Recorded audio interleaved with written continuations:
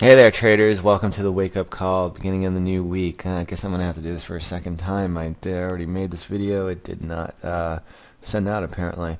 All right, let's take a look at what we have here. There's been a little chop going on, and the markets aren't showing a lot of promise for getting to any significant trades, and I don't feel like getting chopped up again, so I'm going to look for breaks of significant support or resistance levels or stay sidelined, and by significant I mean in the short-term trends. So let's start out with the Euro USD. You can see this pair once again is sitting right here at the top of its range, testing the downward channel that's contained the price action at once, twice, three, and it looks like maybe four times. What we have is basically the ascending trend line comes in around 130.90, and we have daily price support at 131. So we need to get a break of that level. If we do, we could see a push right back up towards the 131.80 level, which would be the high from a few months back.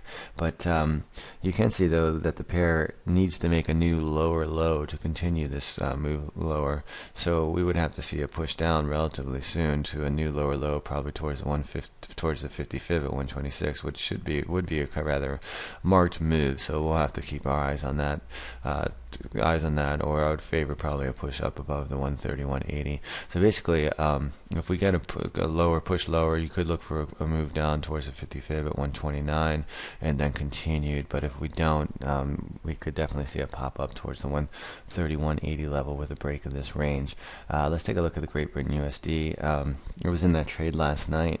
Went in right about here at one. Actually, I think I went at 160.99 or something like that, and the pair just continued to bounce back from the lows, bounce back throughout the night, ended up closing out for a small loss, but you can see that the pair is basically in this range, and until it breaks out of the 161 level to the downside, I'm not going to touch any shorts in that cross. And then you can look though for a very segmented move towards 160.50 followed by 160, and then you could even go for the 50 fib there at 159.76. I would be willing though to take a bounce at these levels, pushing for a push higher towards the 161.80 level, and if we do break below that, we have a resistance here at 162.75. The next pair we're going to look at is the Aussie USD. Same thing, chopped up in this pair last night too, with the move higher towards 105.50 in overnight trading. But you can see this ascending trend line that has capped the price action as resistance for over a year and a half. Seems to be capping the price above it now. It's acting as a support level. So we need a break of this level. Basically what I'm going to bet is going to happen with this pair is that we're going to drift sideways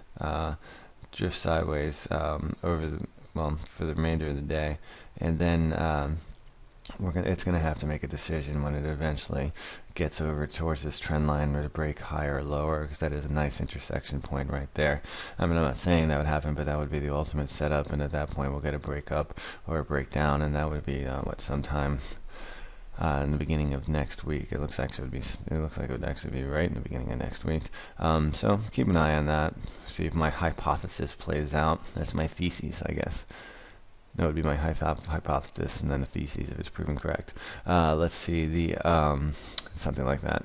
It's been a long time since I took biology.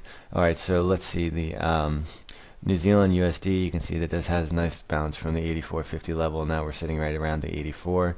Basically, we need to see an 84 level break, and then we can see a push down to 83, and then it looks like we have resistance or support every 50 fibs. Then 83, then 87, 82. So forth. But if we do break out to the top side at 85.50, we could continue this move higher, but I would believe that a breather is probably in hand right now for this cross. The CAD just continues to move lower, sitting mid-range. Probably could see some consolidation in that, but now in the broader aspect, the range is at 98.70 to 97.60. So we have to keep a watch of that. It would take a break at the top of that this range again to open up the possibilities for another run into 99.50 zone. The yen, you have to remember that we have elections this weekend, so it would be probably prudent to stay out of this pair in the short term. It would take a break though of the range right here we have of 84 and 83.20 to really get things moving. So keep your eyes open for that, and a break above 84 could put the pair set the pair up for a more exaggerated move a little higher, and the first target would be right about here at 85.50. We can take a look at a couple of the other Aussie yen crosses just because they're interesting situations. Versus the Aussie yen, we have resistance here at 88, and it seems to be wanting to hang around there.